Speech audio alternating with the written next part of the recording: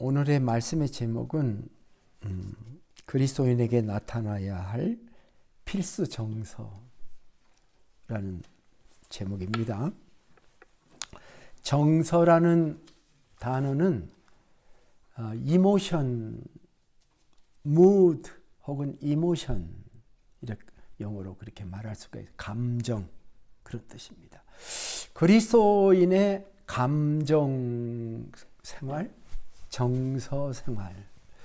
우리가 하루를 지배하는데 많은 사람들이 그 하루를 지내면서 그 이모션이 어떠냐 하는 그런 문제입니다.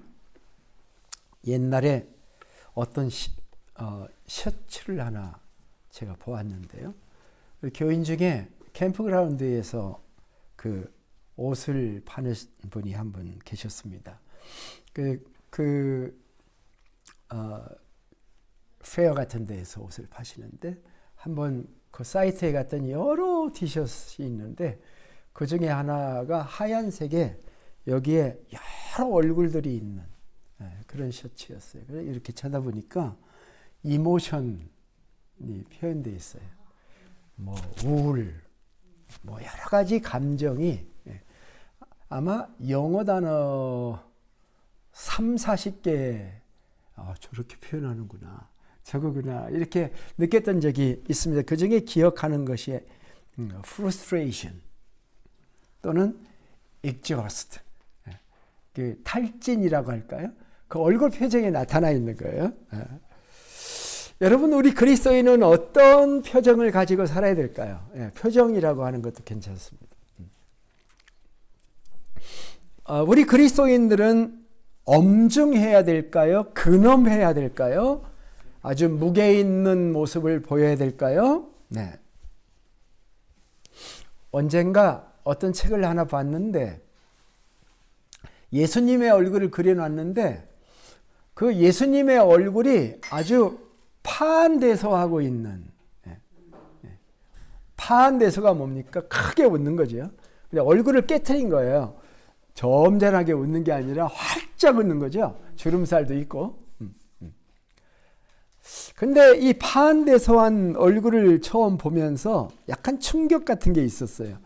참 좋긴 좋은데 저렇게 웃어도 되나? 그리스도인들이 저렇게 웃어도 되나? 뭔가 좀 낯설다. 예수님이 저렇게 웃으셨을까? 자, 우리는 신앙생활을 하다 보면 교회에 가서 엄청나게 무게감이 있는 얼굴을 하고 앉아 있을 수가 있어요. 우리가 로마서 1장부터 4장을 봤습니다마는 죄라는 문제를 다뤘잖아요. 그러니까 무거운 주제라고도 할 수 있어요. 사실 죄사함의 문제는 일생일대의 중요한 문제입니다. 이 죄책감을 탈피한다는 것. 평생 우리는 어떻게 보면 죄책감에 시달리며 살아요. 그런데 이 죄 문제가 그래서 무겁기는 하죠. 그래서 진중하고 겸손한 마음으로 접근하지 않을 수 없겠습니다만은 예수님의 보혈로 죄사함을 받은 우리, 이신 득의, 이신 믿음으로 득의, 의를 득한 우리들의 이 정서, 감정, 우리들의 표정은 어떠해야 될까 하는 것이죠. 네. 죄 문제를 우리가 만나게 되면 회개해야 되잖아요. 회개 없이 예수 믿는 것이 문제입니다. 제가 1장부터 4장까지 회개의 주제를 다루지를 못했어요. 그러나 정말 진심으로 죄가 무엇인지를 안다면 회개해야 되죠. 그렇죠? 1장에서 마음에 하나님 두기를 싫어하는 죄에 대해서 얘기를 해요. 이방인들은 마음에 하나님을 두기를 싫어하다 보니까 수많은 21가지의 죄를 졌다. 그런 고백이 있어요. 하나님을 만물을 통해서 느끼고도 그 하나님을 예배하지 않고 감사하지 않는 죄, 그게 1장이었잖아요. 그러면 어떻게 됐습니까? 이 세상은 스스로 됐어. 스스로 생긴 거야. 이게 진화론이잖아요. 죄가 뭔가 로마서 1장으로 따지자면 지금 리마인드 하는 거예요. 죄가 뭐냐? 하나님의 창조를 안 믿는 것입니다. 회개가 뭡니까? 세상은 하나님이 지으셨다라고 생각을 바꾸는 거예요. 그게 회개죠. 마음에 하나님 두기를 싫어해서 그 결과로 나타나는 수많은 죄를 회개하고 이제는 내 마음에 주님 영접하기를 원합니다. 그래서 마음에 예수님을 영접해서 내 안에 계신 주님과 더불어 살아가는 삶, 이것이 우리의 새로운 삶인 것입니다. 그렇다면, 그렇게 되었다면 우리는 어떠한 정서를 가지고 살아야 되는가? 우리는 어떠한 내면의 이모션이 있어서 그 내면의 이모션이 밖으로 어떻게 표현되어서 나타나야 되는가? 그것에 대해서 지금 사도 바울은 5장에서 우리에게 얘기를 하고 있는 겁니다. 맞죠? 속에 있으면 겉으로 표현하게 돼 있죠. 그죠? 속에 근심이 있으면 얼굴에 근심이 나타나죠. 그것처럼 우리가 정말 내가 예수 믿어서 죄사함 받고 하나님의 자녀가 됐다고 한다면 내 마음속에 어떤 상태를 유지하게 되고 그것이 어떻게 드러나게 되는가와 상관없이 그게 1절의 시작이에요. 오늘. 그러므로 이렇게 시작하잖아요. 로마서에는 수많은 그러므로가 있어요. 우리가 로마서 12장 1절 남성할 때 그러므로 내가 하나님의 자비하심으로 너희를 그러므로가 나오죠. 그 그러므로는 1장부터 11장까지의 결론의 그러므로예요. 자, 지금 5장 1절의 그러므로는 뭘까요? 1장부터 4장까지의 결론에서의 그러므로. 좀 더 가깝게 얘기하면 5장 1절 바로 앞절이 4장 25절인데 예수는 우리의 범죄한 것 때문에 내어줌이 되고 우리를 의롭다 하시기 위해서 살아나셨느니라는 말씀이 바로 앞에 있잖아요. 예수님이 내 죄를 위해 죽으시고 나를 의롭다 하시기 위해서 살아나셨다. 그러므로 이렇게 연결될 수 있죠. 정말 그거를 믿는다면 우리는 어떠한 내 마음의 상태를 유지할 수 있어야 되는가? 오늘 본문의 세 가지 1절로부터 11절 사이에서 세 가지를 사도 바울은 얘기하고 있어요. 자, 첫 번째가 뭔가요? 1절에 있습니다. 그러므로 우리가 믿음으로 의롭다함을 받았으니 우리 주 예수 그리스도로 말미암아 하나님과 화평을 누리자. 제가 목소리가 좀 하이톤에서 계속 머물러 있죠. 너무 강조하다 보니까 좀 조용조용히 얘기할게요. 첫 번째가 뭐예요? 하나님과 더불어 화평을, 화평이라는 단어에 주목을 해야 됩니다. 영어로는 peace예요. peace. 우리 한글 영어 책을 가지고 있으면서 영어를 좀 공부하면 우리 어휘력도 늘고 또 우리가 미국에서 살고 있으니까 도움이 됩니다. 공부해야 됩니다. 미국에 살면서도.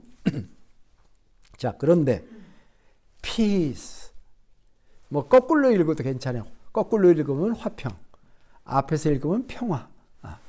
다 같은 말씀인데 우리의 첫 번째 정서는 평안으로 바꿔도 돼요. 평안한 마음이 있어야 된다. 근데 여기서는 하나님과의 관계에 있어서 뭔가 얘기를 하고 있어요. 평화라는 단어.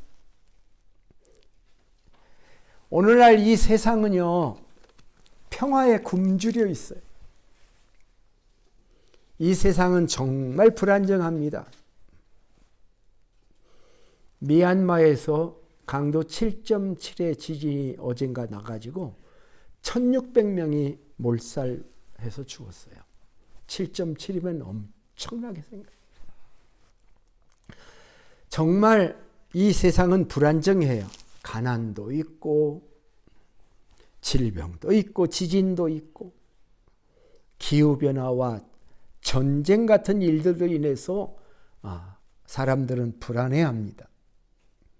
사실 이 세상은 나라와 나라들이 서로 패권을 차지하려는 목숨 건 전쟁으로 인해서 참된 평화가 없어요. 핵무기를 왜 만들어요? 평화를 유지하기 위해서 만든다고 만들어요. 그러나 핵무기를 만들어서 평화가 일어날까요?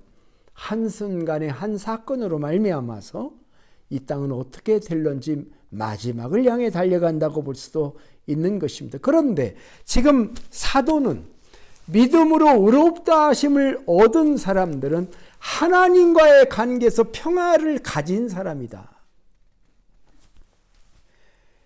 화평을 누리자라는 말을 잘못 생각하면 안 돼요. 아직 화평이 없는데 그 화평을 가져야 된다. 그러니까 가짜 그 얘기가 아니에요.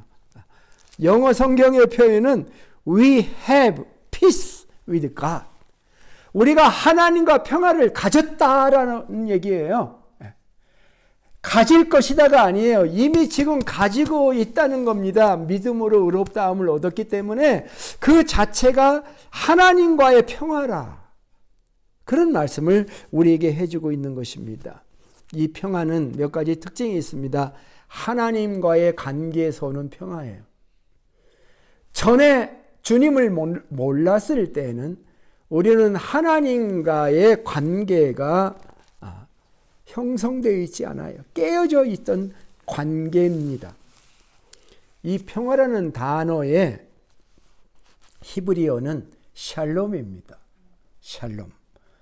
헬라어로는 에이레네라고 하는 말인데 이 에이레네라는 말은 샬롬이라는 말입니다. 전에 우리는 하나님과의 관계가 단절되어 있었고 그러므로 하나님의 진노의 대상이었던 우리가 예수 그리스도로 말미암아 하나님과의 관계가 정상화되어서 평안을 가지게 되었다. 이 얼마나 놀라운 축복입니다. 그러니까 이것을 누려야 한다. 인조이해야 된다. 그런 말을 하고 있는 겁니다. 가지고 있어도 인조이를 못하면 아무 소용이 없어요. 예? 예. 저희 집에 테니스 채가 있어요. 쳐본 지가 10년인지 생각도 안 나. 가지고 있지만 안 치면 아무 소용이 없어요. 우리가 믿음으로 의롭게 되어졌음에도 불구하고 이 평화를 누리지 못하면 하나님과의 평화의 관계를 지속하지 못한다면 그것이야말로 얼마나 억울합니까? 이 평화는 죄인 되었던 우리를 예수님의 보혈로 의인으로 만들어 주신 것에 대한 평화인 것입니다.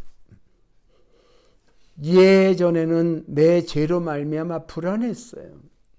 내 인생이 어떻게 될 건가? 젊어서는 큰 소리하고 살았는데 나이가 들면 들수록 미래도 알 수 없고 내가 살아온 삶의 그 걸음걸음으로 인해서 불안했어요. 죄책감. 그것은 평생 내가 걸머져야 될 무거운 짐이에요. 그런데 그 짐을 예수 그리스도의 십자가 앞에 내려놓고 철로 역정이라는 유명한 책에 보면 그 죄짐을 지고 살았는데 이 기독도가 천성을 향해 가다가 십자가라는 문을 통과하게 될 때 그 죄짐을 그 앞에 다 떨고요. 얼마나 가벼운지. 그것과 같이 우리가 하나님의 은혜로 말미암아 그 축복을 얻었으니 이제는 평화를 누리고 화평을 누려야 된다라고 하는 것입니다. 프란시스 셰퍼라고 하는 분이 The Finished Work of Christ라고 하는 책의 151페이지 쪽에서 이런 예를 하나 들었어요. 한 소녀가 다음과 같은 질문을 받았습니다. 너는 칭의가 무엇인지 아니? 칭의, 의롭다고 칭하는 것. 그랬더니 그 소녀가 이렇게 대답했어요. 네, 그것은 제가 그리스도를 구원자로 영접할 때 마치 결코 죄를 지은 적이 없는 것처럼 되는 것입니다. 라고 대답을. 그것이 성경적 죄사함이에요. 싱을한 내가 마치 결코 죄를 지은 적이 없는 것처럼 되는 것입니다. 이 평안은 어떻게 만들어진 걸까요? 바로 예수 그리스도로 말미암아 만들어진 평화인 것입니다. 하나님과 평화하는데 예수 그리스도로 말미암아 얻게 된 평화다라고 하는 것입니다. 여기 보면은 2절에 이렇게 얘기합니다. 또한 그로 말미암아 우리가 믿음으로 서 있는 이 은혜에 들어감을 얻었다. 은혜에 들어감을 얻었다. 영어로 이렇게 표현할 수 있어요. 그레이스 존. 그레이스 존에 들어가게 되었다라고 하는 것입니다. 이것을 다르게 말하면 예수 그리스도로 말미암아 하나님의 임재의 자리에 들어가, 어떤 사람은 왕의 접견실에 들어가게 되었다. 이렇게 표현하기도 합니다. 성소에 들어갈 담력을 얻게 되었다. 히브리서의 표현에 의하면 그런 것입니다. 어떤 성도가 자기의 자녀 때문에 지금 그 자녀를 데리고 응급실을 향하고 있었습니다. 그분의 간증이에요. 나 같은 놈이 주님은 무슨 주님, 좀 하다 또 다시 실망하지 말고 애초에 포기해버려. 그런 마음이 자기 속에 들었다는 거예요. 내 속에서 울리는 소리는 점점 커지고 있었습니다. 그런 내 자신이 서글퍼 심히 상한 마음으로 딸 희원이를 데리고 병원으로 가는 중이었습니다. 그때 달리는 차 안에서 극동방송에 은은히 울려 퍼지는 찬송가가 있었는데 469장이었어. 이 땅 위에 험한 길 가는 동안 참된 평화가 어디 있나. 우리 모두 다 예수를 친구 삼아 참 평안을 누리겠네. 깨지고 쓰러지고 상처나고 모가 나 있는 제 심령에 하시는 말씀이었습니다. 이 땅 험한 길, 이 땅과 길만 바라보니 참된 평화가 내게 없었습니다. 할 것 같으면서도 못하고 아는 것 같으면서도 결정적인 순간에 전혀 모른 척하고 그런 내 모습만 바라보니 참된 평화가 있었겠습니까? 오직 예수를 친구 삼아 그 평화를 누릴 수 있었을 것입니다. 주님은 한 번도 포기치 않으시니, 태초부터 지금까지 한 번도 포기하지 않으시니 그것이 우리의 평화의 근거입니다. 아멘이죠. 평안 누리세요. 불안해하지 마세요. 불안은 하나님이 주시는 것이 아니에요. 불안은 사탄의 전략입니다. 우리는 평안을 누릴 수 있어야 됩니다. 어떤 상황에 내가 들어간다 할지라도 두려워할 필요가 없습니다. 저는 예수 믿고 어느 순간에 아이고 큰일 났네, 죽을 뻔했네라는 말을 하지 않기 시작했습니다. 죽는 것도 큰일이 아니에요, 우리들은. 왜? 영생을 믿는 하나님의 자녀이기 때문에. 우리는 내 마음속에 주신 이 평안을 빼앗기지 마시기를 바랍니다. 두 번째, 즐거움입니다. 즐거움. 2절 보세요. 또한 그로 말미암아 우리가 믿음으로 서 있는 이 은혜에 들어감을 얻었으며 하나님의 영광을 바라고 즐거워하느니라. 다만 이뿐 아니라 우리가 환난 중에도 즐거워하나니 이는 환난은 인내를, 인내는 연단을, 연단은 소망을 이루는 줄 알미로다. 그뿐 아니라 11절을 보면 그뿐 아니라 이제 우리로 화목하게 하신 우리 주 예수 그리스도로 말미암아 하나님 안에서 또한 즐거워하느니라. 거기 즐거워한다는 말이 2절에 한 번, 3절에 한 번, 11절에 한 번, 3번이나 즐거움에 대해서 이야기를 하고 있습니다. 이 세상에서 살면서 즐거움, 뭐 세상 사람들도 펀 하기를 좋아하죠. 근데 그들의 펀과 세상의 펀은 조금 해보다가 조금 빠져보다가 해보니 별거 아니어서 거기서 빠져나오는 경우가 참 많죠. 근데 하나님께서 우리에게 주시는 즐거움은 세상과 차원이 있죠. 여행의 즐거움도 있고 운동의 즐거움도 있고 배움의 즐거움도 있습니다. 독서의 즐거움도 있어요. 또 음식 먹는 즐거움도 있어요. 요즘 그 음식 많이 먹는 유튜버들 있죠.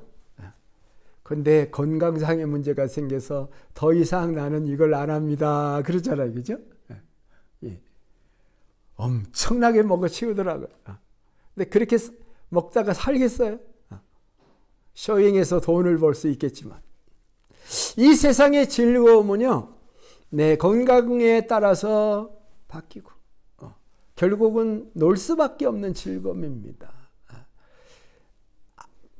정말 골프를 즐거워했던 분이 80대까지 뒤에다가 어깨에다 짊어지고 걸어가는 걸 봤는데 더 약해지니까 생명처럼 여겼던 것도 못하는 것을 봤어요. 즐거움이라는 게 차원이 많습니다만은 지금 성도는 즐거움이 그의 정서가 되어야 된다 하는 얘기를 지금 하고 있는 거예요. 자, 2절 다시 한번 읽어볼까요? 같이. 또한 그로 말미암아 우리가 믿음으로 서 있는 이 은혜에 들어감을 얻었으며 세이프티 존에 우리가 들어와 있다는 거예요. 하나님의 영광을 바라고 즐거워하느니라. 하나님의 영광을 바라고 즐거워한다라는 말이 있습니다. 여러분, 가을이 되면 저는 그 파크시티에서 솔렉시티로 넘어오는 아스팔트 길 말고 이 산길로 해가지고 꼬불꼬불 내려오는 길이 하나 있어요. 솔렉에 사는 목사님이 안내해 주셔서 가을에 갔는데 그 아스펜 트리, 사시나무죠. 아스펜. 노란 단풍. 그 기둥은 그 하얀 것과 회색이 이렇게 같이 있는 아주 아름다운 빽빽히 들어선 그걸 통과하면서 야, 너무너무 좋다. 너무 즐겁더라고요. 그것을 통과하는 것. 국화도 종류가 얼마나 다양합니까? 가을이 됩니다. 봄이 되면 자이언트 캐년에 그 조그만한 꽃들, 선인장 꽃들 피어가면서 올라오는 그 모습 참 좋죠. 그걸 하나님이 지으신 피조물을 바라다 보는 것만 해도 즐거워. 그런데 하나님 자체는 하나님의 영광을 바라고 즐거워한다. 이렇게 이야기를 하고 있습니다. exalt. 영어 성경은 NASB에서는 we exalt in the hope of the glory of God. 하나님의 영광을 바라다보며 즐거워한다는 단어를 사용했습니다. 기뻐하고 환희하고 즐거워한다는 것입니다. 하나님을 찬양하는 즐거움. 그런데 하나님을 찬양하는 즐거움, 전 찬양은 하겠는데요, 목사님. 내 삶이 너무 힘들어서 하나님 찬양하기가 어려워요. 그렇게 얘기할 수 있을까봐 3절에서 이렇게 얘기하고 있는 거예요. 3절 같이 큰 소리로 한번 읽어볼까요? 다만 이뿐 아니라 우리가 환난 중에도 즐거워하나니 이는 환난은 인내를, 인내는 연단을, 연단은 소망을 이루는 줄 알미로다. 이 위대한 구절입니다. 여러분, 인내를 배우고 싶습니까? 인내 좋은 거죠. 여러분, 인내를 갖고 싶어요? 소망을 갖고 싶습니까? 그런데 그 인내를 어떻게 배운다는 것입니까? 환난은 인내를, 인내는 연단을, 연단은 소망을.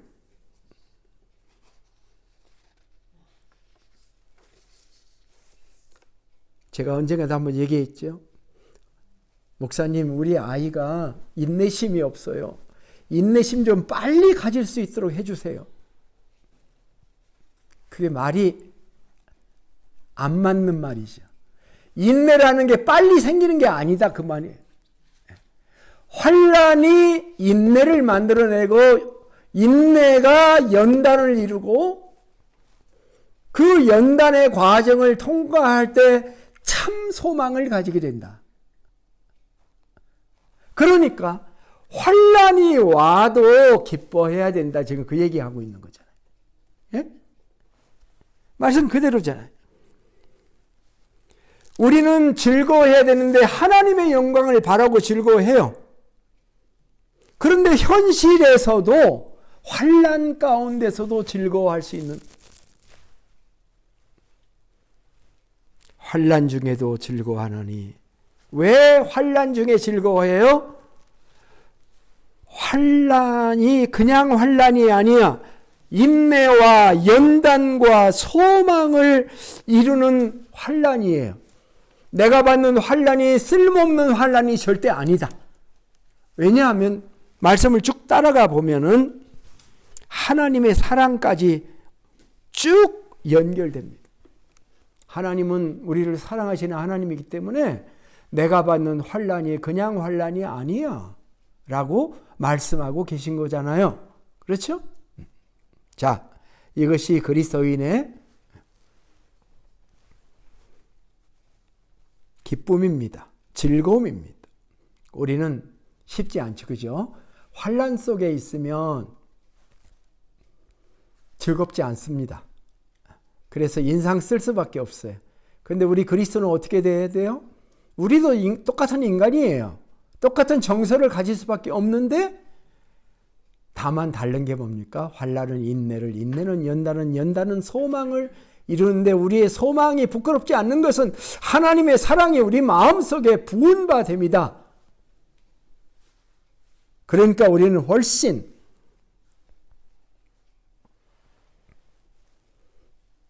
기뻐할 수 있는 하나님의 사람들인 줄로 믿습니다. 영국 속담에 하루 동안 행복하려면 이발을 해라. 일주일 동안 행복하려거든 여행을 해라. 한 달 동안 행복하려거든 집을 사라. 1년 동안 행복하려거든 결혼을 하라. 그런 말이 있습니다. 우리는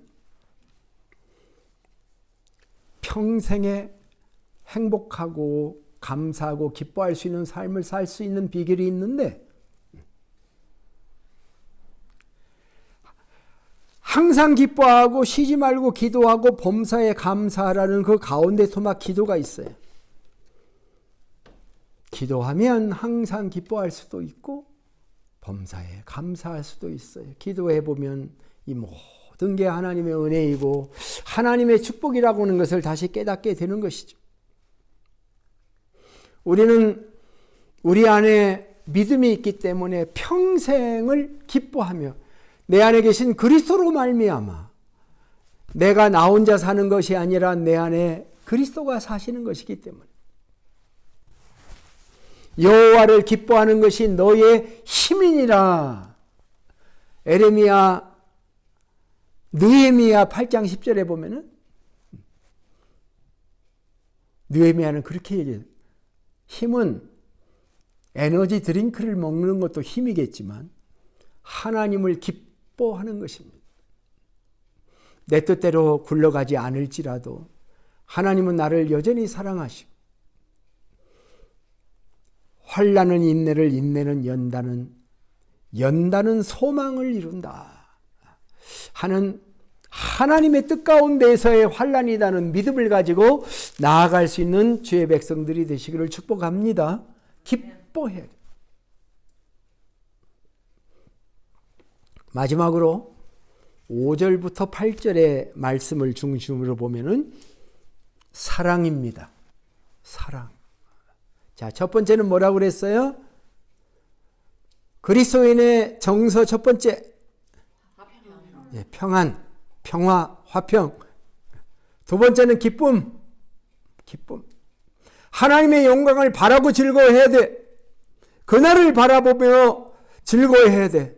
뿐만 아니라 내 앞에 있는 환난 가운데서도 기뻐해야 돼. 왜? 환난도 의미가 있어. 환난은 인내를, 환인연소. 환난은 인내를, 인내는 연단을, 연단은 소망을 우리에게 가져다 주고 하나님의 사랑 가운데서 이 모든 것이 진행되는 것이기 때문에 변함없는 모습으로 우리는 믿음 안에서 살아갈 수 있어야 되겠다라고 하는 것입니다. 셋째는 사랑이다. 5절 같이 읽어볼까요? 소망이 우리를 부끄럽게 하지 아니함은 우리에게 주신 성령으로 말미암아 하나님의 사랑이 우리 마음에 부은 바 됨이니 우리가 아직 계속 연약할 때에 기약대로 그리스도께서 경건하지 않은 자를 위하여 죽으셨도다.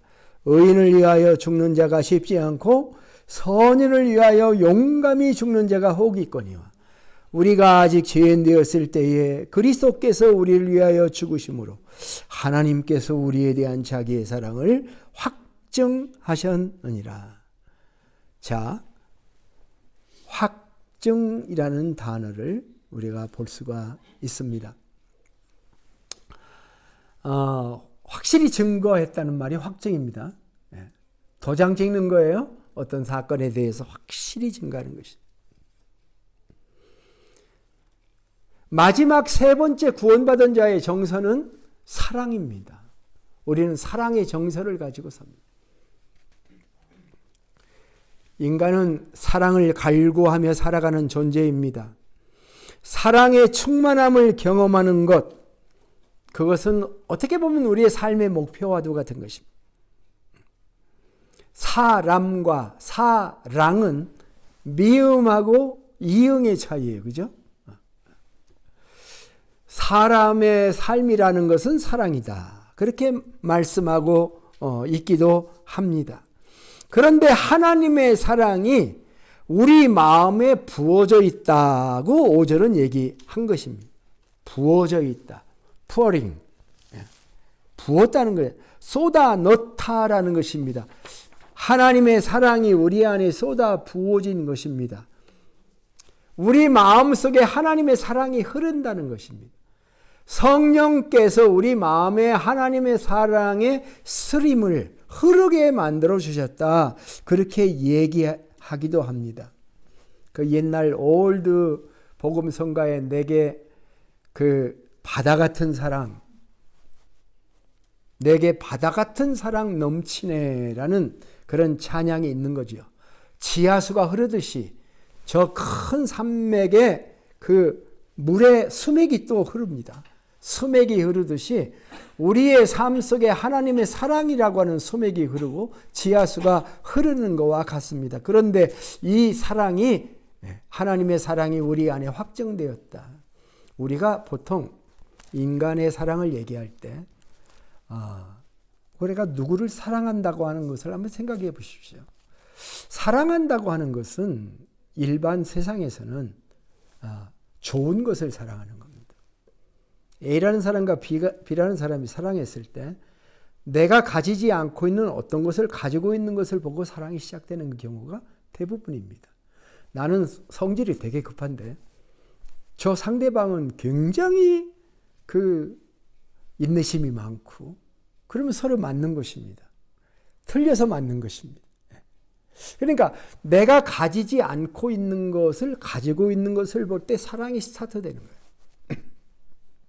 그런데 하나님이 우리를 사랑한 사랑은 어땠을까요? 나에게서 하나님이 가지지 않고 있는 좋은 것을 보셨기 때문에 나를 사랑하셨을까요? 오늘 6절에서 8절에서 뭐라고 얘기하고 있냐면 그걸 잘 보면은 말이에요. 하나님이 어떤 타이밍에 우리를 사랑했느냐라고 지금 얘기를 하고 있는 거예요. 그 세 가지 시제가 있어요.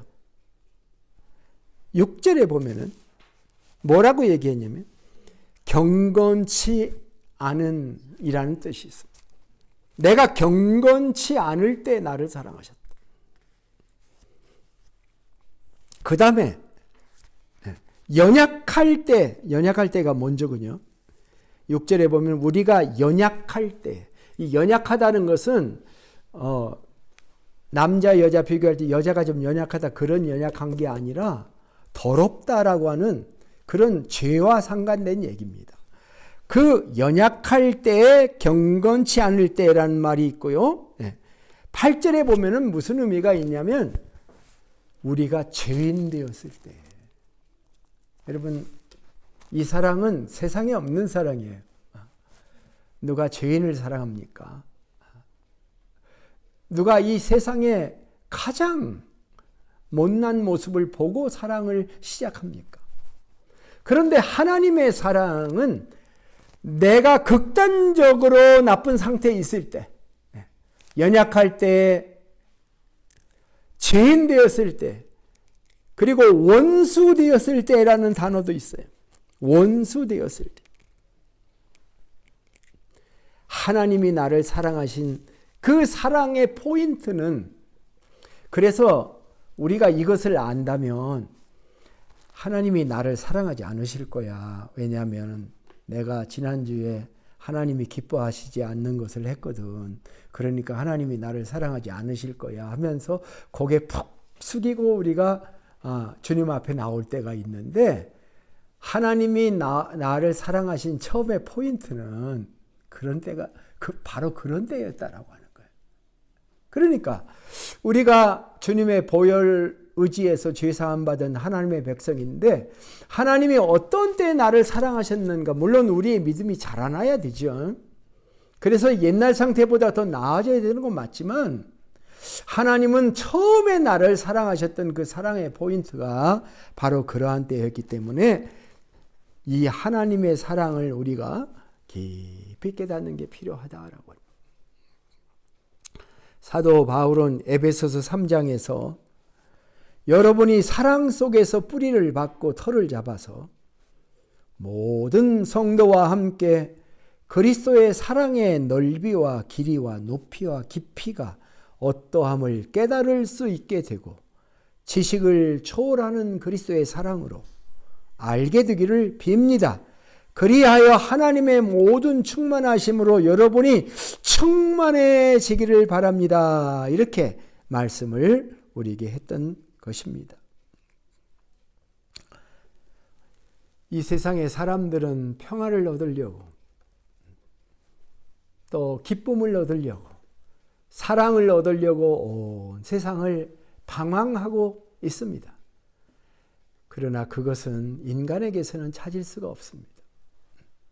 인간은 이기적인 동물이어서 입은 사랑이지만 그 사랑한다는 말은 자기가 가치 있는 것을 원한다고 하는 말일 것이고, 뭔가 내가 원하는 것이 없으면 언젠가도 버릴 수 있는 것이 인간의 사랑인데, 하나님의 사랑은 가장 낮고 천할 때 우리를 사랑하시고 십자가에서 나를 위해 죽으신 그 사랑이기 때문에 결코 변하지 않는 하나님의 사랑을 우리가 믿고 살아갈 때 우리 마음속에 이 사랑의 스트림이 마르지 않게 되는 것입니다.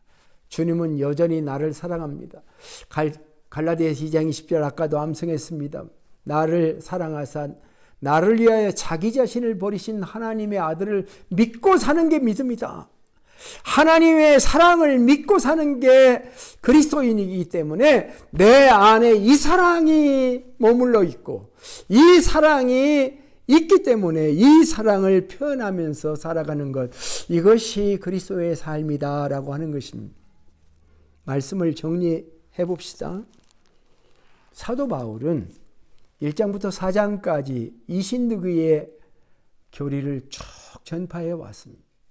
그런데 5장에 들어오자 이것을 정말 믿는다면 이런 정서가 나타나야 된다.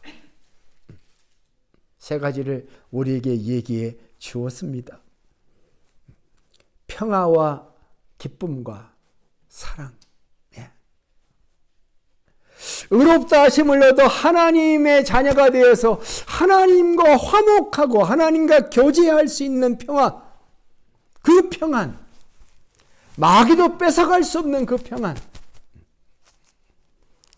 환난과 시련조차도 하나님의 연단의 프로그램이라는 믿음에서 오는 기쁨. 그리고 하나님이 나를 사랑하셔서 자기 목숨을 주셨다는 것을 믿고 사는 삶을 통해서 그 사랑이 늘 예수님만 생각하면 내 안에 흘러넘치고, 그래서 사랑스러운 마음으로 살아가는, 이것이 우리의 기본 정서가 되어야 될 줄로 믿습니다. 만일 오늘 여러분이 예수님을 영접한 일이 없다면 지금 이 시간 주님 앞에서 그분을 영접해야 됩니다. 내가 내 인생의 주인이 되어서 사는 방법이 있고, 내 인생의 주인이 예수님으로 모셔서 사는, 그리스도인은 둘 중에 하나입니다. 예수님 날 좀 도와주세요. 내 인생은 내가 꾸려나갑니다. 이건 그리스도인의 자세가 아니에요. 예수님을 모실 때 우리는 누구로 모셔야 됩니까? 우리 요한복음 공부할 때 상상해 보세요. 예수님은 태초에 계셨던 하나님이셨고 빛이셨고 그 안에 생명이 있으셨고 자기 땅에 찾아오신 예수님. 나보다 크신 분이십니다. 나보다 위대하신 창조주이십니다.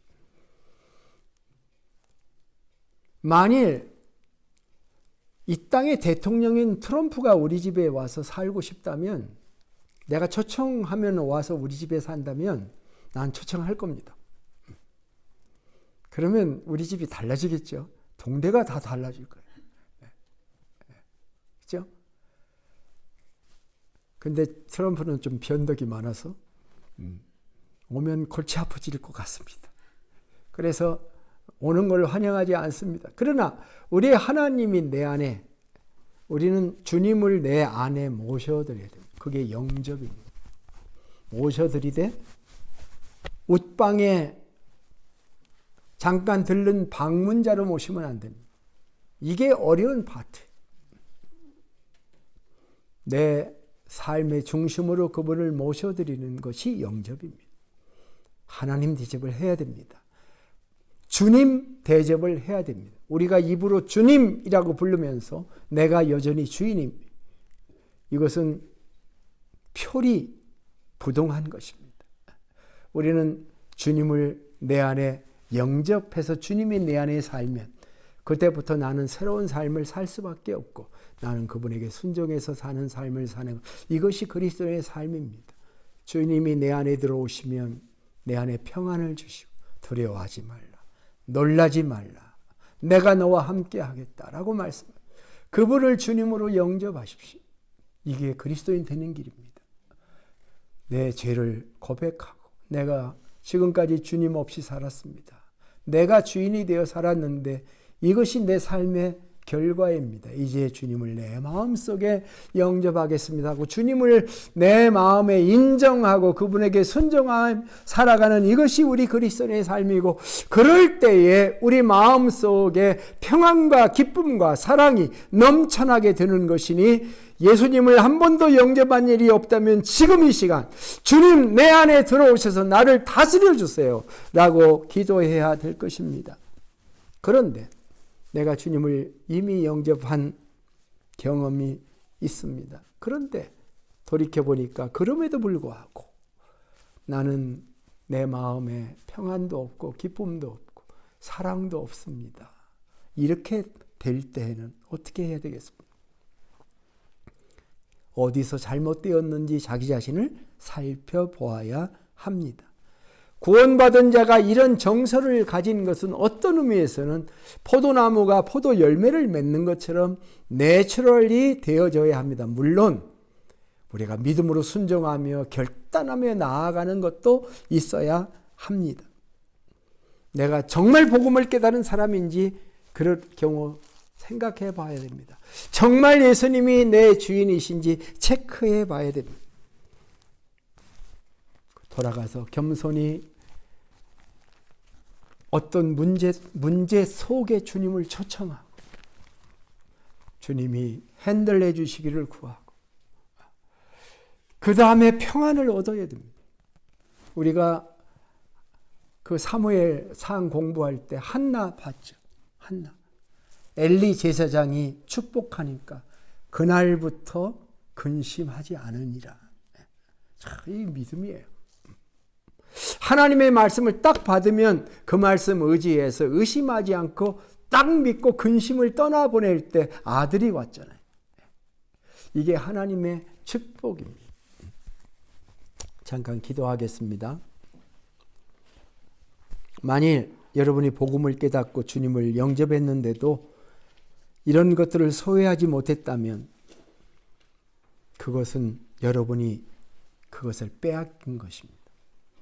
마귀 사탄에게 빼앗긴 것이에요.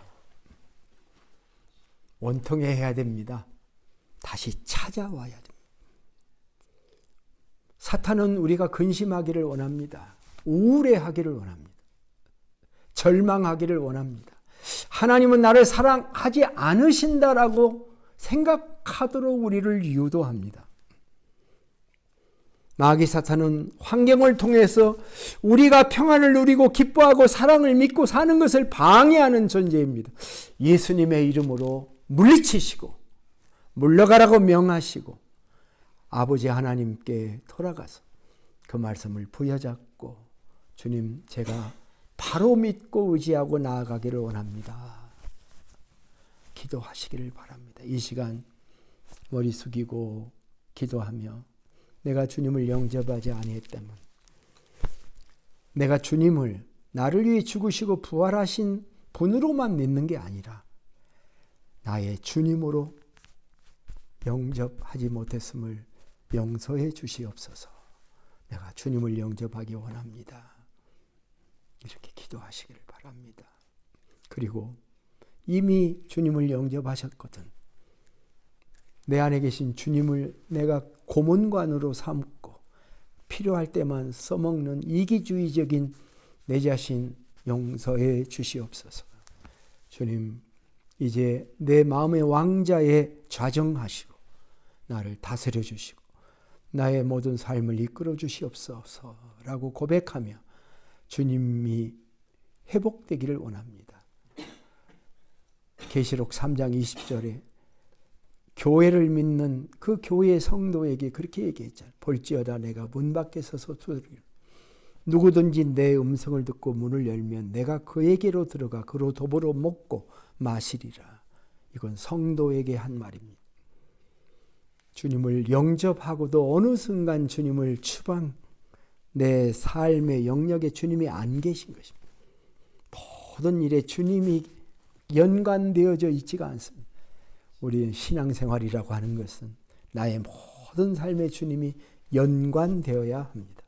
그럴 때 주의 말씀의 능력이 내게 임하고 치료가 나타나고 변화가 일어나는 하나님의 능력의 역사가 나타날 줄 믿습니다. 기도하겠습니다. 아버지 하나님, 은혜를 감사합니다. 오늘 그리스도인이 가져야 될 이 세 가지 정서, 이 감정, 거기에서 나오는 표정들 우리들에게 있는지요? 주님, 더 강하게 드러낼 수 있도록 우리의 믿음을 더하여 주시옵소서.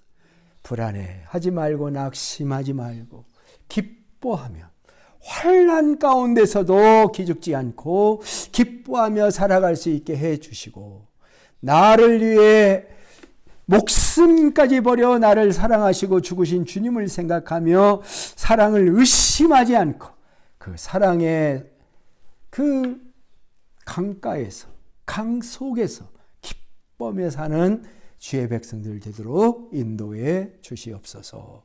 존귀하신 예수님의 이름으로 기도하옵나이다. 아멘.